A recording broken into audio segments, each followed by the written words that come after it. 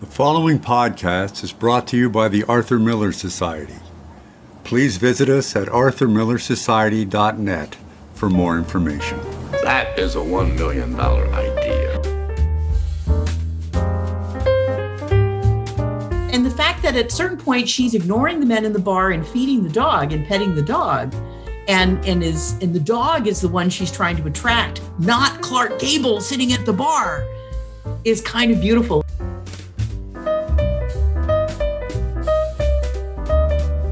Hi, welcome to the fourth episode of the Arthur Miller Society podcast. Speaking from Dublin, Ireland, my name's Kieran Leinster, and I'm joined, as ever, by my co-host, Ambika Singh, in Jaipur, India. Ambika, how are things? Hi, Kieran. I'm good. It is already quite hot here in India, and most of my waking hours are spent researching, writing, and cooking, and yes, eating as well. How have you been? Sounds idyllic. I've been really good, but super busy. I'm teaching a lot of classes this semester, loads of drama, but bizarrely, nothing by Arthur Miller. Oh, I sympathize. That's usually the case here as well. Whenever I'm teaching college, I never get to teach anything by Miller. For today's episode, we are celebrating a special anniversary, as this year marks 60 years since Arthur Miller's first film, The Misfits, was released. Yeah, and this is a topic I've always wanted to explore some more. There are so many strange things happening in the movie and awful yet really interesting stories behind the making of it. And it's even mentioned in a song by The Clash. So I'm really excited that we can go into all of these things with our guest today. I first saw The Misfits in a nearly completely empty cinema in central London at the height of summer, which I feel was a perfectly strange way to see this film. I totally agree on this particular topic being a very fascinating topic. But I would say that you were luckier than me because at least you watched it in a theater.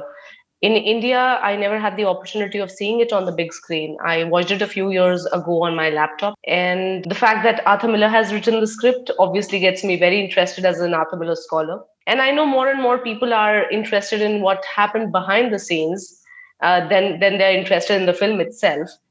But on the podcast, it would be interesting to discuss both sides of it. And our guest today is the perfect person to talk to about all of these stories and so much more.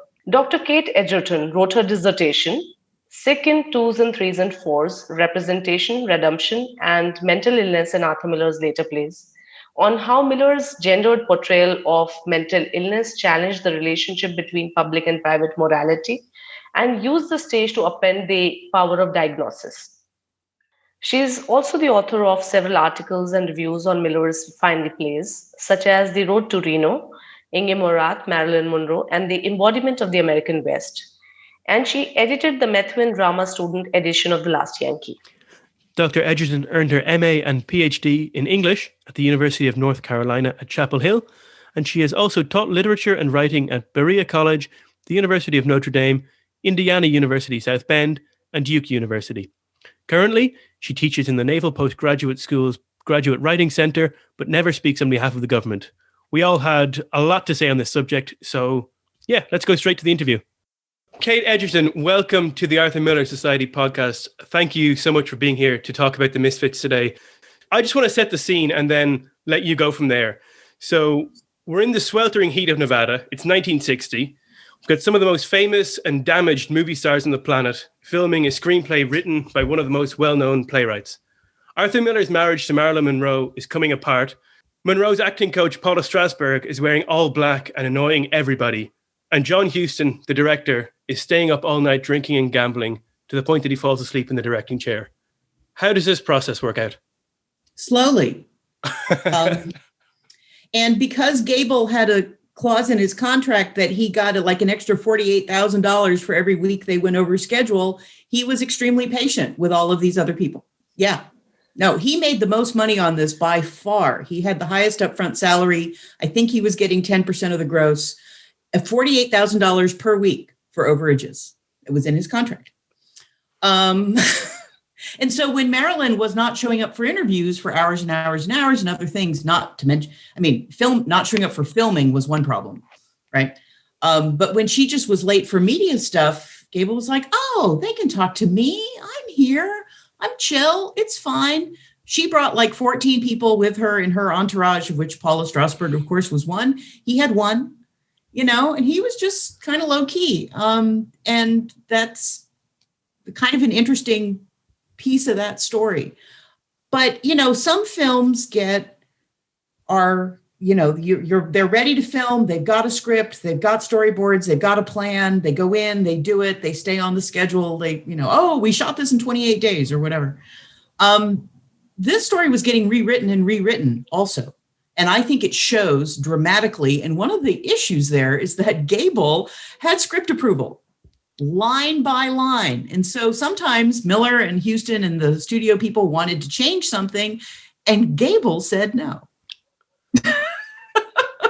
So if it's fragmentary, there's a lot of responsibility for that. But yeah, hot, oh my God, 110. And there had been a delay. They weren't planning to film this at the hottest point in the year in Reno, but delays happened. And all of a sudden they're filming in high summer in the desert, which was not a great call. And Huston, people say, well, Huston is up all night drinking and gambling. He apparently also had a writer in his contract that he had a gambling allowance. And, a smart film studio might have not done that. That's one of the things we're going to get onto. But when you lay it all out like this, it's so bizarre that this was even allowed to be made in this way, that you put a bunch of alcoholics and drug addicts and the scriptwriter and the director together in the desert for months. I'm amazed they got a movie out of it, frankly. I mean, but that's why Finishing the Picture sort of exists, to sort of highlight the weirdness of them getting a movie out of it. But we'll talk about that later. Yeah. Yes, definitely. Exactly. Maybe because of that, you always have, like you mentioned, you have a very weird feeling each time you watch the movie. You never say, wow. You always say, oh, there was something weird in it.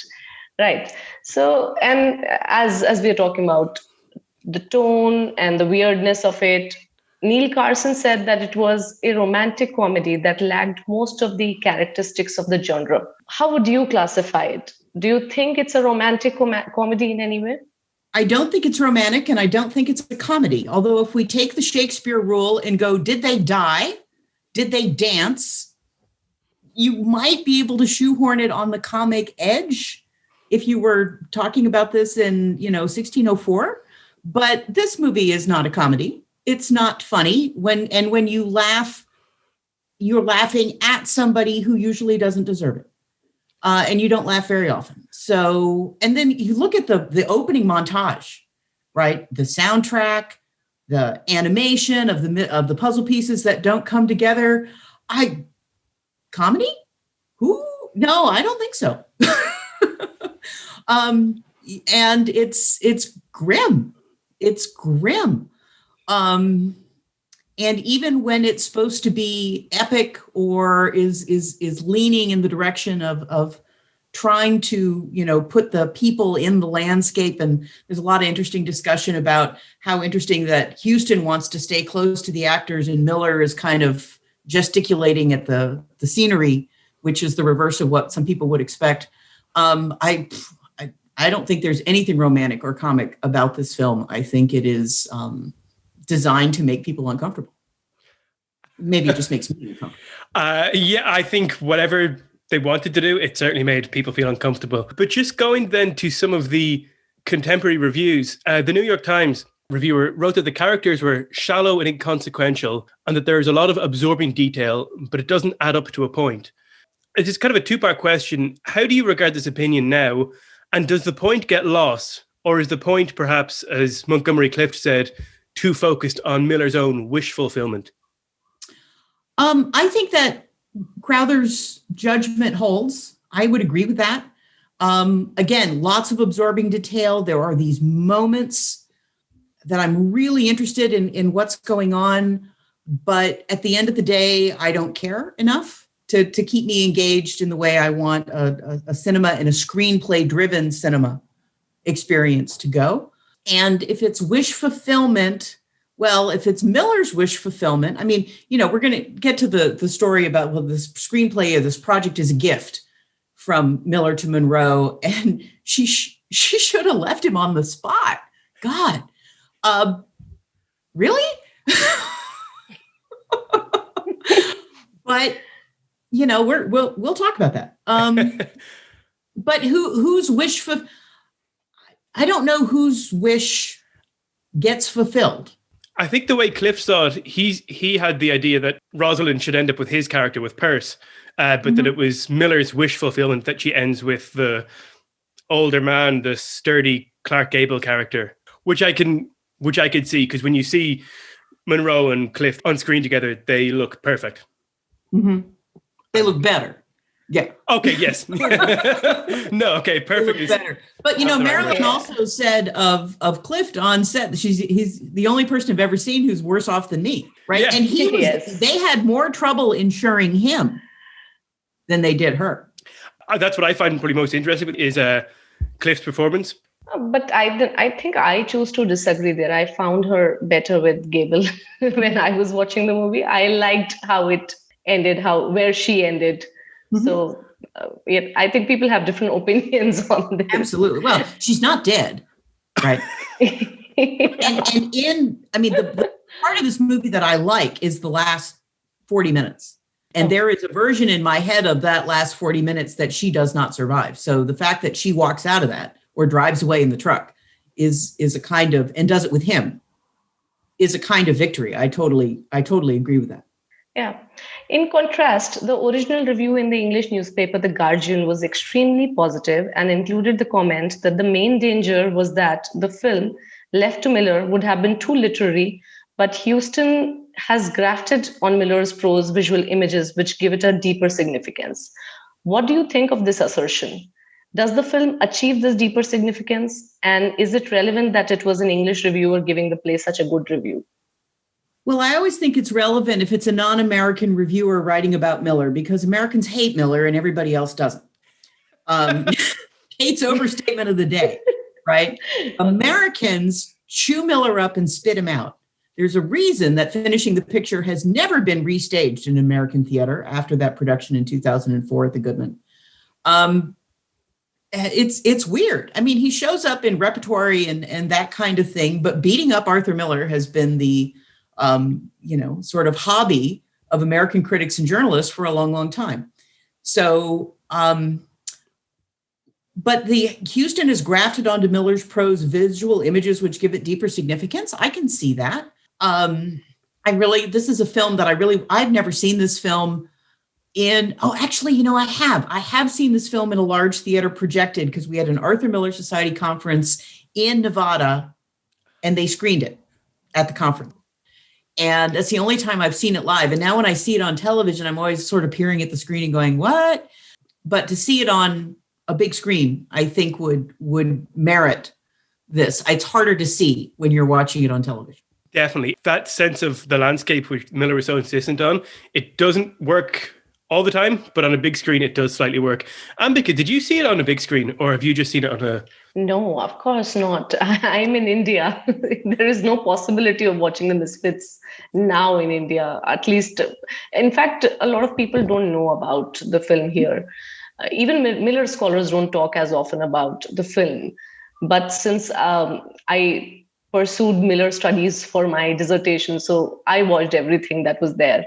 And I wouldn't say I enjoyed the film even on, from the sources that I watched it, but I kind of, liked seeing Marilyn Monroe because I have not watched a lot of Marilyn Monroe movies. Mm-hmm. So I think my main focus was that Miller has written the film and there is Marilyn Monroe in the film. Well, just kind of going on from that, the common story is that he wrote the screenplay as a gift to Marilyn, hoping that it would finally allow her to think that she was a serious actor. I think in hindsight, this looks absolutely disastrous. And the failure seems to have scarred him really deeply. How do you think this affected him and his writing after this period?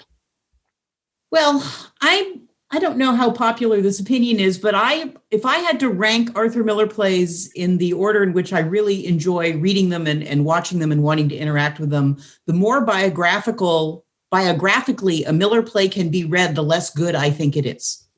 When Miller is obviously everything one writes is informed by one's life experience, and that's the way it works. That's totally fine.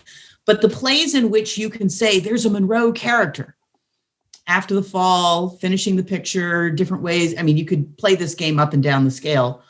I think that they are generally kind of less successful. And I think Monroe, as an actor, as a comedic actor, has chops. And the fact that he saw, well, in order, it's his view of what success is. It's his view of what a serious actor is someone who's doing serious work, as opposed to let the comedian be comic, right? And in those moments, she's so much looser. She's so much more comfortable. And to see her kind of shoehorned sideways into Miller's idea of art, shows such a fundamental kind of warping or misunderstanding of the human being he lives with that it's deeply disturbing. It's deeply disturbing. Exactly. Yeah, that's right. In fact, what you just said is directly connected to what I'm going to ask you next. Monroe effectively plays herself in the picture, and you can sense her discomfort in the opening scenes in particular, when she races through her lines. Given this context, is it understandable that it was such a traumatic experience for her particularly? Oh, sure. I mean, and not even setting aside the hello, spouse of mine, let me write you a story in which you are a fresh divorcee, right? I mean, even just putting that aside, because let's not ignore the obvious here. He writes the Misfits while he's living in Nevada, waiting for his quickie divorce so he can marry Monroe in the first place. All these people need therapy, man. Lots and lots of therapy. And the fact that Monroe as an actor has been sort of, scooped into the method school and is under the influence of the Strasbergs, the stress that Monroe is under part in that film. And if you listen to the documentary on the Misfits and accounts of the producers and other people, what she didn't have the technical skill to do was learn her lines. Well, because Paula Strasberg wasn't interested in anyone being able to learn their lines. That's not part of the method. But you have a script, you're supposed to be filming the script. There's a conflict there, right? Kevin McCarthy in the Misfits documentary says that, she was also speaking so softly in those courthouse step scene where he's the husband who's about to be divorced from her, that they had to run a microphone wire up his pants and hide a microphone under his tie to get it at all. And it's awful. You watch the scene and you're like, they printed that one, right? Yeah. When you contrast that to Montgomery Clift's first scene in the phone booth, that was one take. He did it once. Huston said, you'll never do it better than this. And Clift was upset he didn't get to film it again. I find that incredible because for me, that's the strongest scene. But you bring up there the Strasbergs, and I don't think Miller, I could be wrong, but I don't think Miller speaks about anyone as negatively as he does about them. Perhaps Norman Mailer, but the Strasbergs seem to really bother him. And if you have to compare somebody with Norman Mailer, then you know where you are. Yes, definitely. But I also think that to give Miller credit, that not a whole lot of people seem to appreciate Paula's presence. But I just wonder, given the fact that this is generally regarded as a good Monroe performance when she isn't running breathlessly through her lines, does Strasberg help her tap into something here? And in general, can you comment on what impact Lee and Paula Strasberg had on the film? Well, I'm not in a good position to judge. I don't, I haven't seen all of Marilyn's other films. I in fact have spent most of my career as an Arthur Miller scholar staying the hell away from Marilyn Monroe as hard as I could, which is hard for somebody who works on gender and mental illness, which is kind of my thing, right? But I tried really hard. to stay away because in part somebody had already written that dissertation. And I was like, I don't think I agree with this person, but I don't want to, this was not a debate I wanted to have. But the producers, Huston, the other actors, and Gable was really isolated among the principals in this film because he was the only one who was not a method actor. Gable was not a method actor. He didn't get method acting. He didn't like method acting. And he was sort of like, y'all are okay. I'm going to do my thing. And y'all are, but very kindly and gentlemanly, because Gable was known for being on that set. But I think somebody in the documentary is talking about how Huston was trying to direct Monroe, and Monroe was always looking past him, looking at Strasberg instead. That triangulation on a film set is going to be destructive. It just is. And if Strasberg helped her create some moments that we value, it has to come joined into the amount of disruption and, real negativity, and sort of that she flapped around in this big black dress and this big black sun hat, and everyone called her the Bat, didn't help, right? And so there might have been something there, but this was this the time and place to be doing this thing? I don't know. My favorite part, however, of the original production of Finishing the Picture is Linda Lavin playing the Paula Strasberg character. She was great.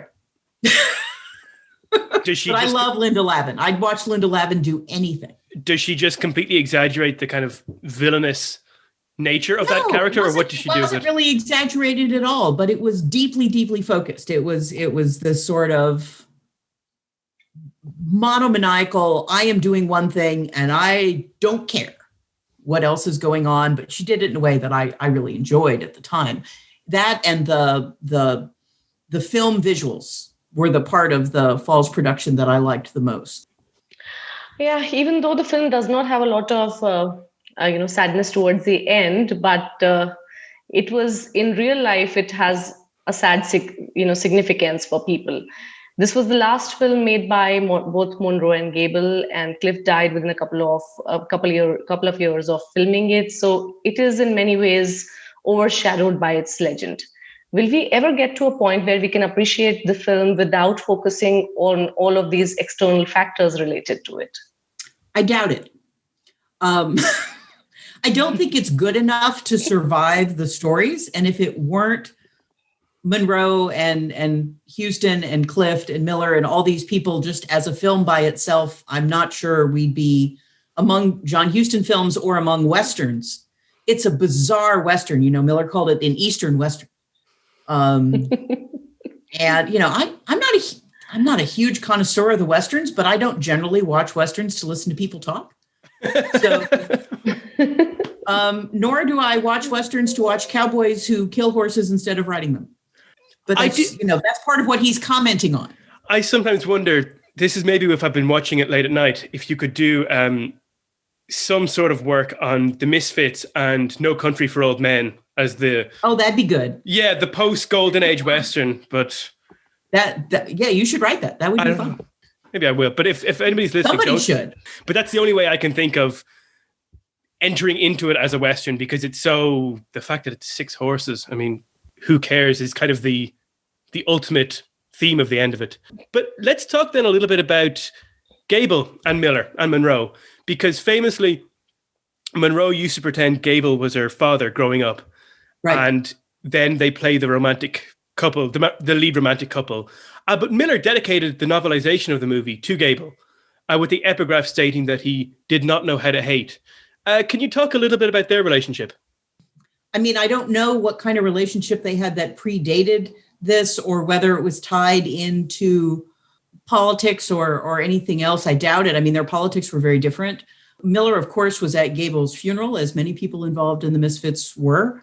And Gable's wife at the time was pregnant with his son. And, and again, Gable is a stabilizing force in the film. And his presence and participation and goodwill is probably what ensured that the film would get made and what got finished in the first place.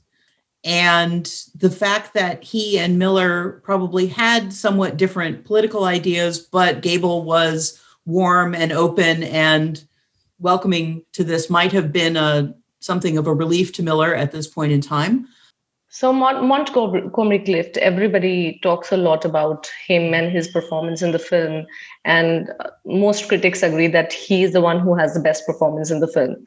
And despite being in his early 40s, whenever his character is on screen, there is a sense of vulnerability and loss that is heartbreaking whenever he's on camera. Is this a product of Clift's personal instability and he's somehow not in control of himself? Or is it his genius? Well, I think, again, you have to look at Montgomery Clift as a method actor. And this particular generation, this particular subset of very famous, beautiful people, although, Clift had also had that car accident that in his career that, changes his face. And as a movie star, as Mark Hamill learned later, is a dangerous, dangerous kind of thing to have happen if you're an actor. But the sort of, suffer for your art, mine your tragedy. And then the way Clift's part starts in this film with, that heartbreaking phone conversation with his mother who has remarried. And, it really kind of lards it on pretty thick there, actually. I think Clift does a beautiful job with it, but I can imagine another actor reading that monologue and going, really? We're going to do that? Okay, we're doing that.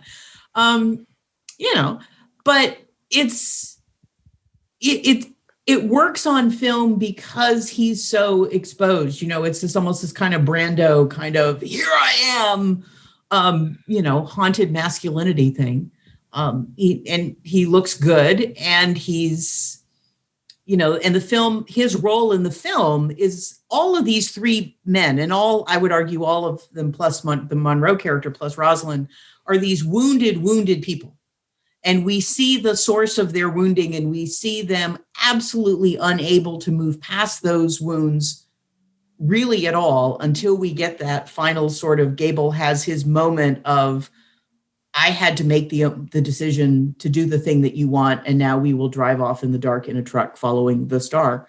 And Clift is just leaning into that. I think he is playing a wounded character who is not going to be saved or redeemed, and he just puts his suffering out there on the screen. And just like the Philip Ochs character in Ochsner in Finishing the Picture, it might be somebody, no, it's somebody else in that film who's talking about, the camera sticks to a star, the camera's talking, and he's talking about Kitty's skin, right? Because everybody in the Finishing the Picture talks about Kitty's skin constantly. It's one of the reasons I think that play is not great, but it's like, really, we're doing that? But Clift grabs the camera, right? Even when he looks kind of horrifying, and he had an injury before filming that gave him that bruise across the bridge of his nose. And Huston was like, great, we'll use that. Right. So even his movie star face is damaged on screen. And there's that whole weird scene where Rosalind has wrapped him up like a mummy, and then he's unwrapping himself, which could go totally slapstick, except you're horrified by the whole thing. But yeah, he's just out there with his pain. And I think from his method perspective, that was the right call. And it was popular at the time because that was, there's a reason the Strasbergs were also famous, because what they were doing was feeding into a kind of popular demand. We've kind of mentioned the phone booth scene there, and I think it works out perfectly. I think it's the best part of the film. I think Clift has an almost a vacant look. He looks like he has concussion even before he gets on the horse or the bull. And I just wonder, with John Huston's reputation of being someone who really hammered his actors, is this in some sense a perfect and also terrible meeting of Huston and these actors, and he's really exploiting them and pushing them? Or did these moments just work and you got some good cinema? Well, the sort of suffer for your art, and what does it matter if it hurts if it makes a good book, right? That actually is a line from Dorothy Sayers in Gaudy Night of Lord Peter Wimsey to Harriet Vane, when she's saying, "Oh, I don't want to write any story that's too close to me." And he says, "Go ahead and do it," And that's when she decides she loves him, which is interesting. And I think Huston doing this with these actors, again, they're just people in the moment who are put together. Although this film was packaged, these people were packaged together by an agent who sort of constructed this film, and that was a new thing at the time. But the one thing I would really, maybe it just shows how detached I am from some of this, but the thing I really want to know is, did Huston direct Montgomery Clift to keep opening and closing the phone booth door when this conversation gets particularly sensitive? I want to know if that was Clift's choice or Huston's choice, because I think it's odd. And because part of how I see it now from the outside, looking at the story of making the movie, is part of it is, the sort of shield, I'm going to lower the volume here. And then, okay. The fact that he does it multiple times is what I think is so odd. But these folks are in a situation where they are in this austere, challenging environment under a great deal of pressure, having to make this commercial product. And of course they did everything that might possibly have worked, including, running a microphone up Kevin McCarthy's pants. And if that's where you start, why not? But I agree with you that scene is one of the best scenes in the film. It's certainly Montgomery Clift's best scene in that film. That's certainly a very talked about scene. In fact, I was watching the documentary Marilyn Monroe and the Making of the Misfits, and they talk about it. They analyze the scene, why it worked out. Why do you think exactly that scene worked out so well? Well, I think it's a very interesting way. This movie is full of cold opens, right? How do you meet these characters? What's happening? The fact that's where we meet Perce. And that's how we establish his character. We've heard, he's this guy, he's going to be able to help us, wrangle the Mustangs. And he's waiting for this ride. And then he has this immensely emotional and obviously wounded conversation with his mother. Is not where I expected that character to go. I mean, if I just walked into the movie theater and I'm watching this, that's not what I would expect the cowboy's second and third moment to be, right? And so I think it's so unexpected that it's captivating, because it, A, why did it happen in this guy's life? B, why is it his first scene in this movie? Why is that how they choose to establish his character? It's just fascinating. It's fascinating. Yes. Perhaps it's just the element of surprise that makes the scene so important. Yeah, deeply surprising. Yeah, you're right. It's been 60 years since Monroe passed away, and she still captures popular cultural imagination in a great way. There are movies made on her life all the time. My Week with Marilyn, the documentary Love Marilyn. Now we have an adaptation coming up, Joyce Carol Oates' thinly veiled portrait, Blonde. Why do you think this relationship, Miller-Monroe relationship in particular, attracts such interest and sometimes leads to Miller being so overtly criticized by devotees of Monroe? Well, I mean, it's just this clash of stereotypes, right? And that's how it was reported on when, it's the, the goddess and the egghead. Here you have this Eastern intellectual, playwright, and the draw. I'm interested in the story of the draw of writers to Hollywood, whether you're going back to F. Scott Fitzgerald and Hemingway, or the European expatriates coming to Hollywood before and during the Second World War, and Odin von Horvath and Bertolt Brecht and those people. Hollywood has this magnetism, and I guess I tend to think of this as that Arthur Miller is an iron filing and Hollywood is the magnet. And then that fact that Monroe in particular is the vector there is what makes that so interesting. In any human story with tragic elements, there is a lot that can be sliced and diced and criticized. And we like watching terrible things unfold in front of us on stage and screen because catharsis is a thing. And I think a lot of people look at this story and see it as being very cathartic. I think initially a lot of men were interested in you mean he can, she chose him. If she chose him, she might potentially choose anybody. And that there is hope for all of us. I think that's the main lesson. On the other hand, you can look at Marilyn's life, and I mean, I think there were things about their relationship and their early relationship that are kind of amazing and beautiful, and there are parts of that story that are deeply romantic. But it's so cinematic. And but look today, this is going to sound like a total weird sidetracking here, but look right now at the sort of movement on social media around Free Britney, about people who really want Britney Spears to break free of her family conservatorship and have, legal rights over her own life. And I think that's very much a Marilyn Monroe kind of story, down with the breakdowns and the divorces and all those kind of things. And the culture, we live in a culture where we think celebrities are people we can own, and blonde female celebrities get that times 10, right? And it's not gorgeous. It doesn't say a lot of good things about us as a culture, but it's not hard to understand because the pattern is in front of us every dang day. That's I hadn't thought about that link, but that makes so much sense to track it. But it's really striking. If you just go onto any clip of, say, any YouTube clip of Miller being interviewed about Monroe, and there's a couple out there, the comment section will be 95% Monroe, quote unquote, fans. Oh, sure. Yeah. And he's still a star. He's a dead playwright. No, I'm serious. You're completely correct. But it's there's this radical identification with her on behalf of people that it's the fact that it's still so strong now is really striking. Well, but she is a creation of new media.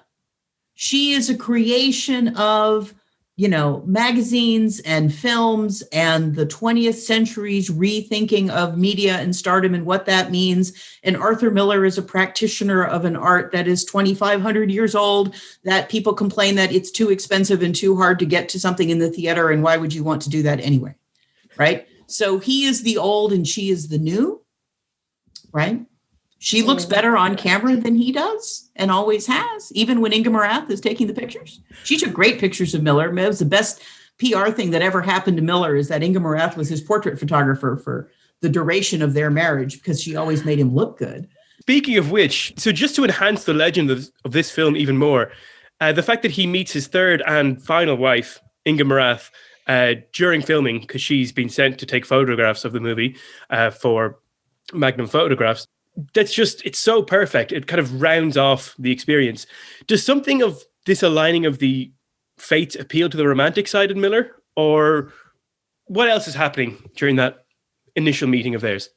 You can certainly cast it that way, and I don't doubt that in some way he did. But again, this is a very personal view of mine, and I don't know how backed up it is by any of my scholarly research, but Miller has always struck me as the kind of man who can't be without a woman. And she was there and was an empathetic and skillful and interested outsider and observer of this at a point when that might have been incredibly, incredibly refreshing and alluring and perhaps even safe.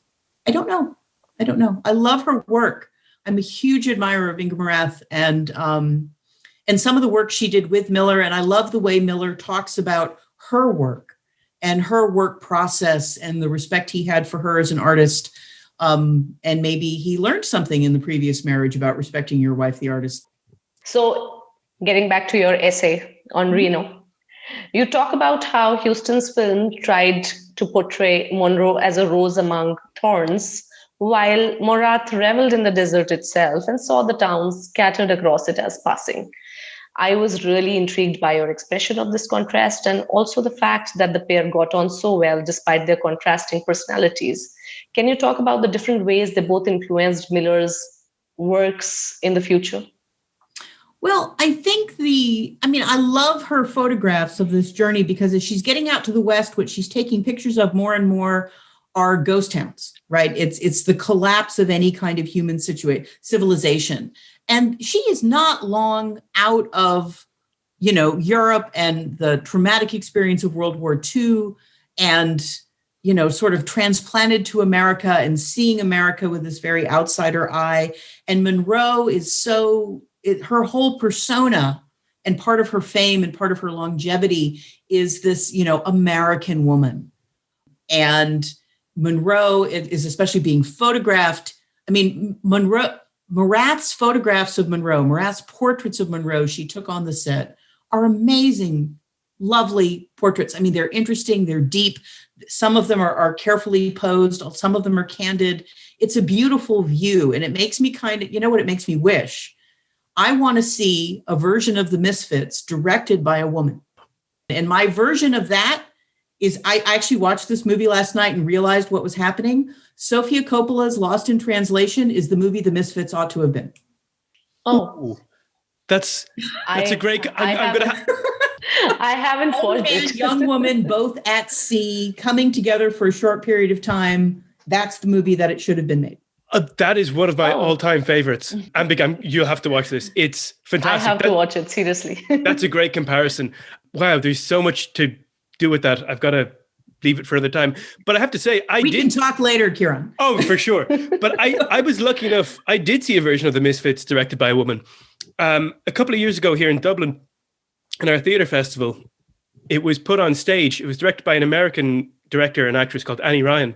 And it was so funny because you are taking this strange movie and trying to put it on stage. And the number one thing I loved about it was, and I was thinking of Kazan and Barbara Loden, the woman who played Rosalind was a brunette. So I thought, okay, thank God they haven't. Yes. They haven't done the Kazan. Number one, no blonde wigs. Yes, 100%. But it was great. It was kind of more. It didn't have that resigned air. It was aggressive and angry and dirty and vital, and it had a real energy to it that I think speaks to the different time it was produced in. But it was a really good. I had an interview with Annie Ryan in the Arthur Miller Journal a couple of years ago, which everyone should go and read. But yeah, so I've been lucky enough to see that, and I don't know if it's ever going to be performed again. But it was great, and it was a very different performance. I'd be interested in the story of how they got the rights. That's always an interesting. We'll talk later about film adaptation and Heitner and the Crucible, I think, a little bit, and how one gets the rights to do something to a Miller show is a very interesting story. So let's just go back then to the start of this story. He goes to Reno in 1956 to hang out in the desert in a pair of cabins with Saul Bellow so he can finalize his quickie divorce from Mary Slattery. He comes back, he marries Marilyn, he writes a large short story based on some cowboys he had met. Given that the film bears so little resemblance to the short story that it came from, how do you assess the short story? Well, I like it as a set piece. I mean, I think, I think it's one of the most successful short stories Miller ever wrote. And I think we might think that all the same, even maybe a little more independent from the film. It's so the unexpectedness of who these guys are, what they're doing, how they come together, their sort of vulnerability, and the fact that Rosalind is off stage, really, in the story. She's somebody they talk about, and that she has this role as taken by Susan at the train in the film with Gable, this sort of woman, this wealthier woman who's had this sort of liaison with this cowboy as part of the ritual of getting a Nevada divorce, is saying, "Oh, I own the second largest laundry in St. Louis. Come run my business." And he's just like, "Bye." I have to say that line always makes me laugh because it is the funniest part of the movie. Yeah, it's a great line. There's the romantic comedy. It's right there. It's in 45 seconds, and you're not looking at Gable's face. How interesting that shot is looking at the back of his head and focusing on the face of this woman we will never see again. That they didn't choose to do a 2-camera setup and have Gable's face be in that moment, I think is a very interesting decision. I think the story is interesting. And I think part of what makes the film script problematic is breaking that story open and making a part for a woman in the story did something to the structure of that story that Huston was not able to patch over. And Miller was not able to patch over. Absolutely. And how, when, and why did Miller exactly decide to adapt this short story for the film? What was the process like? How did he get all the people to be involved in the project? My understanding is that this was sort of an agent assembled project, but of course Miller had to be on board to do the screenplay. I think it's interesting that there isn't a lot of time in film production terms between when that story shows up in Esquire in October of 1957 and when this movie is being shot 3 or 4 years later. That's a fast turnaround. That to me, that makes this all kind of fresh and the paint's a little wet. It's not like he's going back to something older. Later, when he's working with Nicholas Heitner and writing the screenplay for The Crucible, he's sort of like he's swimming in the pond of his youth, kind of there, and that's a different story. But yeah, and this, I think, in the way he describes it in the documentary, and this is Miller toward the end of his life, saying, it's this Valentine. I mean, it was described by someone else as the Valentine, but he said, well, there are these 3 scenes where each of these men explain to Rosalind why she's wonderful and why they love her. And that's what makes it an offering. And I'm just like, and those are, wow. Okay. Really? All right. Because her face in those scenes is just mostly shattered. She's mostly, as these broken men are professing their various kinds of broken affection for her or lust for her or whatever, she's mostly sitting there going, oh, okay. It's so awkward. It is so awkward. It's so awkward. And knowing that Miller was changing this as their marriage was falling apart during filming, she moves down the hall. I don't know. I'm really glad I wasn't there. It's so tough because you can it's see so it. Embarrassing. It's so painful. You can see it on her face.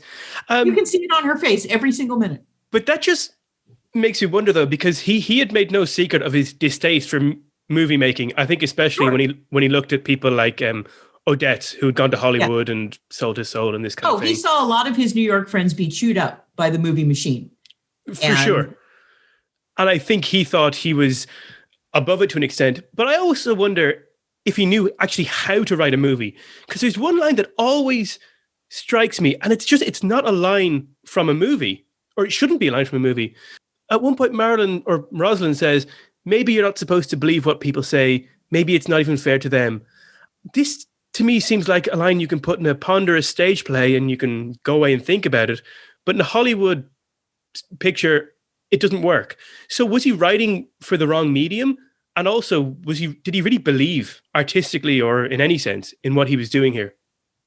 My short answer here is yes and no. Yes, it's the language, the story of the Misfits, when it works, is grounded in the reality of the people you're seeing on the screen, which is why I like the end of the movie better than the beginning, because there's so much, the horses bring in this kind of action and create an investment for us that is different, I think, than we get earlier. But yeah, no, Miller is doing this as a film because he is married to a film star.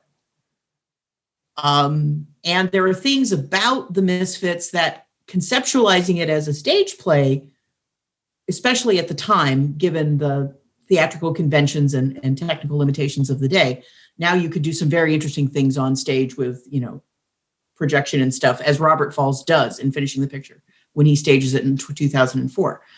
But yeah, I think it's the wrong medium. And Miller steps into film at a few different points in his career. And I think this is a boulder rushing downhill, right? He pushes the rock down the mountain, and it's like right down Mount Morgan. It's like, okay, here's this risk thing. Here's this man is going to risk all, and it blows up. It's awful. It's a catastrophe. Yeah. Lyman, man. See, there's another play that I think is a little too autobiographical for Miller, and therefore it's not in my top half. Oh, that's interesting. Mm-hmm. Sorry. Yeah. Oh yeah. Oh, the bigamist who keeps taking risks. Oh yeah. So Miller's last play, the 2004 Finishing the Picture, which was clearly set during the making of the Misfits and shows pretty much everyone at their lowest ebb. how do you think the occurrences of what happened, the occurrences of the filming of the Misfits, how did they remain with Miller till the end of his life? Or do you think he was writing this final play all his life, that I would write everything down about what happened on the Misfits clearly? Well, it clearly is the story. And of course, the argument that you can make about finishing the picture is that Miller is in there twice. There's the screenwriter husband, whose name is Paul, who does not come off well. And then there's the older producer, who is the outsider, Philip Ochner, who is sort of sits making the decisions and being the one who knows and the one who can fix things and the one who can speak. And the one who also makes a wiser romantic decision. He doesn't go after Kitty. I know. I was about to say this. Right. But the question of, I don't know whether Miller had the thing in a drawer. I don't know whether he ever showed it to Inga Morath. I hope not. That would have been unkind, I think. But who knows? I'm not inside their marriage. I don't know. But I was not surprised that the thing comes out late after Morath has died. And, Deborah Solomon interviews him in the New York Times about this time and saying, but what if we see, what is this your version? Is this the truth? What if we see Marilyn Monroe's story differently? And Miller says, this is the way I see it, period. And he was, I think he was using his fame and his reputation and his clout in the theater to put a statement out there at the end of his life in his venue, in the theater. And Robert Falls helped him do it. And I don't know if it's a great thing for Miller's legacy that play ever got staged. It's only been staged twice. They did it in London a couple of years ago. I didn't see that one. And I saw the Falls production. I reviewed it. I was living in South Bend, Indiana at the time. So Chicago was in my, at the outer edge of my commuting distance. It was easy for me to go.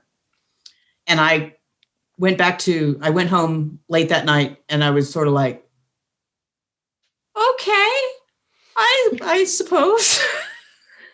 I'm really curious though, when you say that it's not a great thing that it had been produced, do you mean from an artistic point of view or from the point of view of judging him as a human, as a person? Because I always find Miller gets a tough ride because nobody criticized Long Day's Journey into Night or The Glass Menagerie as being too autobiographical.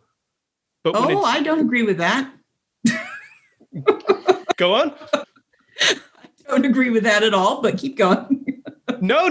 But I just think that when it comes to Miller, especially after The Fall and so forth, he gets a tough time for writing about his life when it was his life just as much as Tennessee Williams had his life and O'Neill had his. So, well, but at this point, we have to sort of say, okay, you're taking two of the gems of the 20th century American theater.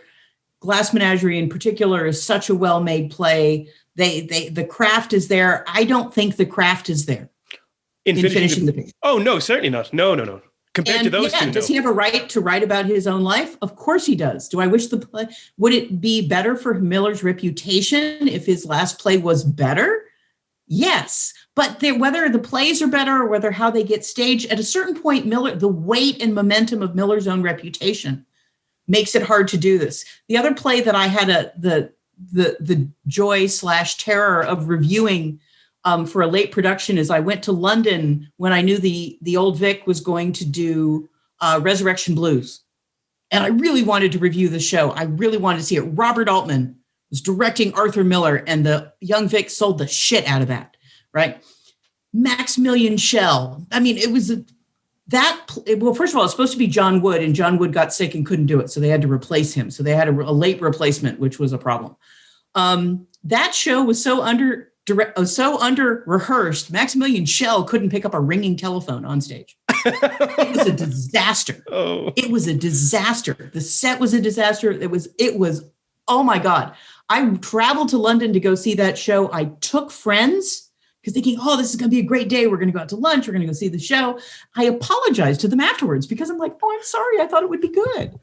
Right.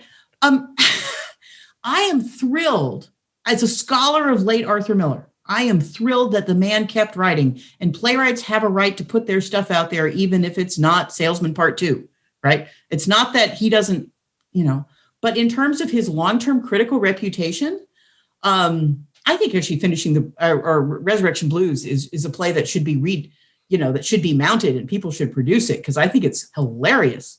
I think it's great. I think Miller should have written more black satire. So getting back to finishing the picture, because there's this line from Case, the cameraman. He says about Kitty that God gave her a darling face and a spectacular behind. You describe in your article how the focus chiefly remained on Monroe's body, and that Huston's camera captured her body in a frankly exploitative fashion, which is almost cannibalistic. Certainly. I still believe that. Oh, and I think I certainly agree. To what extent, though, does this jar with what Miller intended? And was Huston simply doing what was most obvious to do with her as an actress, focusing on her behind when she's got the bat and ball in the bar, for example? Well, it's not only, that's not the only moment. It happens all the time. She learned how to ride a horse for this film. And there's that scene where she's being filmed, bouncing up and top on the back of the horse. They're looking at her butt, and it's all over the place. And just the fact that even in her very first scene, when she's getting dressed in front of Thelma Ritter, she's standing there with her arms all akimbo so the camera can look at her lace-covered breasts for like 5 seconds. She just stands there, right? That sets the tone for that film. And the clothes she's wearing are very unrestrictive, and they're always kind of falling off. She sort of falls over Gay's body in his big emotional scene about his kids, and her dress comes off her shoulder. And, there's that whole thing about that nude scene that the thought was destroyed and wasn't, where you can see apparently you can see Marilyn Monroe's breast in that scene in the house.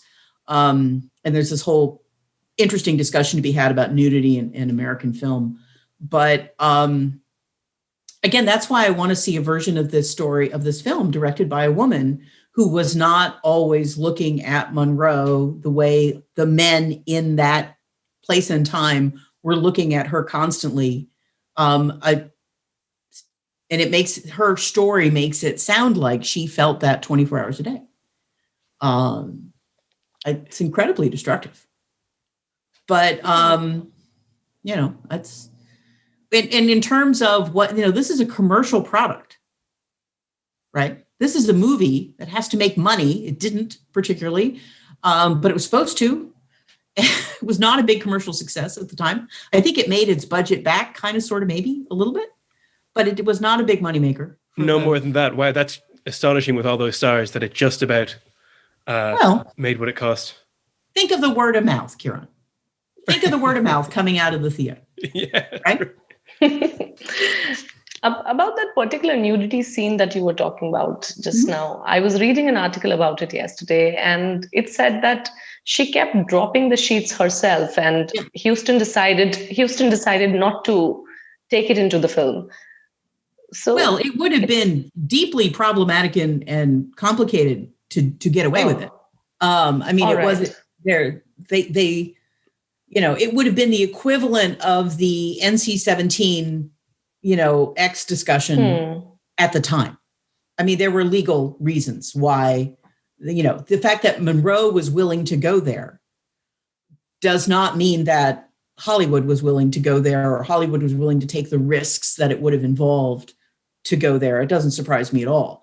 The fact that they had it on film and somebody, they said, we're going to destroy that. And then somebody had a copy in a safe and, apparently only showed up a few years ago. I don't know. But it doesn't, the fact that she knows there, it's not that she is an unwilling participant as an actor putting her body in this movie. She is clearly not, as that shows, but still, where the camera meets her, even if she is a willing participant in this project and in those scenes and in those moments, and is making method-informed acting choices that lead to this kind of work, does not make it easy or pleasant to watch as a woman today. For me, I find it cringeworthy. But, I'm not... I That's why they agree call there it as well. research and not entertainment, you know? Absolutely. And we would have all loved to see Marilyn's other side also, which is visible. One of the best moments in the film is when she meets Gay in the bar, and while he's trying to chat her up, she's fixated solely on his dog. I love love the the dog. independence. The dog is my second favorite character in this film after Thelma Ritter, who we're not talking about at all. And my favorite part of this film is when Thelma Ritter basically exits the story because she sees her ex-husband and his new wife, and she's like, I'm going to go hang out with those people instead of you. She's never seen or heard from again. It's the greatest exit. And the dog is also very good. There is a sense of independence and indifference in the scene that's very much visible, and everybody can appreciate it. What do you think? If this was maintained throughout the film, do you think it would be a much stronger film from the Marilyn angle? Oh, I do. There's a path forward for her character when she has opinions about her life and her future. The fact that she meets this guy and he says, hey, do you want to live in my half-built house in the desert for a while? And she's like, sure. It's like, you know, we now have this sort of pastiche reaction to horror films where we're like, don't go in the dark garage, right? And if she had been like, you know, I just got divorced and I'm going to take this moment and figure things out. And here's what I want. Here's what I want. And yeah, I might be messed up and I might be a misfit and I might be, you know, broken in the way that these men around me are broken. And, you know, the dissolution of a marriage does weird things to people's brains, right? All of that you could have kept that brokenness. I just wanted her to have more of a point of view. And the fact that at certain point she's ignoring the men in the bar and feeding the dog and petting the dog, and the dog is the one she's trying to attract, not Clark Gable sitting at the bar, is kind of beautiful. And if they could have pulled that out more, it would have been wonderful. I would have been more interested in seeing that movie, but they did not make that movie. Miller did not write that movie. We've talked about finishing the picture, but not only in relation to finishing the picture, but in a general sense. Was Miller able to define and shape and control the narrative around Marilyn and her life and her last few years to too great an extent after she passed? Well, you can certainly say yes, but I don't know. I don't quite know how else it could have happened. You know, if you marry a writer and you die, and the writer outlives you by 40 plus years, and you're somebody who has the kind of cultural weight that Monroe has. To ask him to take that part of his biography and that part of his life off of his slate for over half of his, what else was he supposed to have done? You know, I mean, it's his life, and he does get to say, here is how I see it. But I think the best expression of how he sees it actually comes out in the plays, and I was less interested ever in how he explained his way around it off stage. I made what was a vaguely controversial decision in my own dissertation. I wrote at a time when if I had tried to interview Miller, I probably would have been able to do it, although he might have looked at what I was planning to ask him and said no. But I decided I didn't care. I decided, there are 5 published books full of interviews. Jan Balakian interviewed him in her dissertation, which is a wonderful dissertation.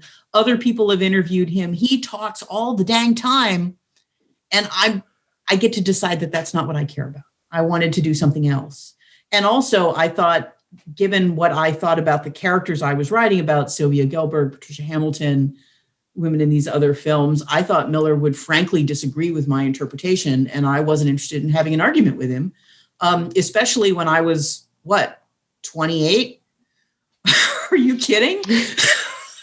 No, thank you.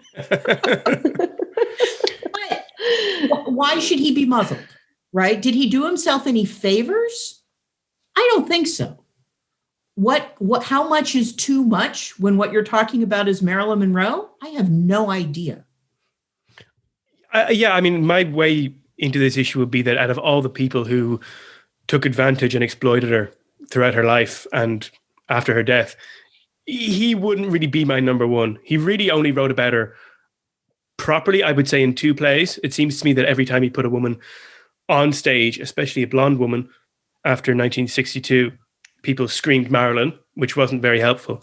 No, and I don't think that's not fair. And it's not fair to some of the later work. And you can, like I said, somebody can write and sort of trace how much Marilyn is in. And I never wanted to do that. I was fundamentally uninterested in that project. If someone else wants to do it, great. That was not going to be a paper or a book I wanted to write. So we are coming to our last 2 concluding questions. This is very important. What is the importance of this film in Miller's career, in the story of his life? Did it open up new themes, ideas, characters in his work? Oh, I think it's essential. And I think it's very important. I mean, Miller coming out of that early phase in his career, the success of Death of a Salesman, all the experience with HUAC, The Crucible, for Miller to have a chance. And of course, we have to, theater people, we always think that, the theater and New York and big new play by canonical American playwright is a big deal. For most of the country, Broadway doesn't exist. Straight plays on Broadway in the 50s, in the 60s, completely, compared to the exposure of a John Huston film with Clark Gable and Marilyn Monroe and Montgomery Clift, right? It's a way for him to reset. I think, and it just shows up in this sort of complicated biographical moment. But here's this Easterner writing the Western. And I'll go back to that line of he's saying it's an Eastern Western. It is some expression of range. It is some expression of exposure. It's not Willy Loman. I think it was important. And it could, had the film itself been more artistically successful by his standards, by critic standards, by audience's standards, it might have opened up something kind of amazing, right? It might have, the 3 of us are aficionados of late Miller as he exists, of the plays Miller wrote in the second half of his career. We've all done years and years of work on that material, and as complicated and problematic as some of it is, we are quite fond of it. I think that had the Misfits been an artistic success, that the second half of Miller's career might have been very different. Yes. And he might have gotten better at writing for the movies, and he might have done a lot more of it. Yeah. Just to wrap up then, the last thing I wanted to ask was that he does, of course, have some forays into the world of film after the Misfits. Playing for Time, Everybody Wins, the screenplay for The Crucible. And how did he find working on those projects? And do you think that any of his plays that haven't been adapted for the cinema would work as films? Well, the only story of these 3 that I actually know well is the screenplay for The Crucible, where I think putting that film on stage and the way they chose to portray, especially with the character of Abigail and the magic in Abigail, the paper I write about this is how to do things with witches. And I think once Miller wrote scenes where, as opposed to Abigail was reported to have done things and claimed that she had done things, and all of a sudden we see Abigail and the girls in Tituba doing things, and we see it in a very sexualized way, and there's, bare bottoms and all that other stuff, and the phallic flowers and smearing Winona Ryder smearing herself with blood. And Heitner kind of writing that for what he could get out of it, I think. And again, it's this adulation, and Miller is revisiting something much later, going back to The Crucible and thinking of it now as this is a very different kind of story than the world that he was living in when he wrote it. And some of his late writing about The Crucible, he really is opening up and saying, this is not just, the HUAC story and the Salem story. This is my marriage story at the time, and how personal that gets. There's some very interesting stuff there. But that film was successful critically, financially, in many ways, and Miller was, I'm sure, very happy about that. But I still don't think he's not a screenwriter. There are some American playwrights who have shown themselves incredibly adept as screenwriters, and I'd put John Patrick Shanley first and, David Mamet second, probably on that list. And I don't think Miller was ever there. And the fact that they let him do it, he had the few opportunities, is as much about his clout in, American popular culture and the arts as it is about his skills as a screenwriter. I don't think that it was his, and again, had he been able to demonstrate out of the gate with Misfits that he really knew his way around a screenplay and could write lines that sounded like they belonged on a film and not in a theater, that he was not too literary, then maybe we would have had a very different second half of Arthur Miller's career. Absolutely. That's great. Kate Egerton, it's been an absolute pleasure. Thank you very much for talking to us today. We will hope to hear from you again soon. Thank you so much, Kate. It was really nice speaking with you and to get to know all of your beautiful insights into the Misfits. Thank you very much. Nice to meet you guys. Have a great day. And that was our interview with Dr. Kate Egerton. We hope you enjoyed it. I absolutely loved it because she had some really useful insights on Miller's life, the story that became the film, and the various intriguing things that happened on the sets of the Misfits. And also about how Miller's writing and his personal life have progressed since then. How did you find it, Kevin? Yeah, I had a great time as well. I thought it was a really interesting conversation. The Misfits is so funny. It's not a great film, and there's lots of uncomfortable things going on, but there's also some really, really beautiful things going on. So I'm really glad we could highlight the contrast between those two things. And I'm also surprised that we laughed as much as we did when talking about it, because I think we all agree that it's really not a comedy. Oh, absolutely. I was, if not laughing, I was smiling most of the time. It is certainly not a comedy. And I think with so many years that have passed since the film's release and the number of tragic stories that we listen about it, whether it is the life of Marilyn Monroe or Clark Gable, but since so many years have passed since then, we have learned to look at the film, as a piece of art as well. Of course, the stories around it, what happened on the sets, they're also important. But to look at it as a film is extremely important, and that's what we could achieve with Dr. Kate Egerton. And all of her comments, thanks to her, we laughed a lot. All of her comments were jovial, happy, and obviously she took us beyond the scholarly realms. Yeah, absolutely. No, it was a great conversation, and that is all we have got for today's episode. You can listen to the Arthur Miller Society podcast on Spotify, or Google us to find the player that works best for you. Don't forget to follow the Arthur Miller Society on Facebook and Twitter, and we'll speak to you again soon. And we just wish all of our listeners the best. Take care.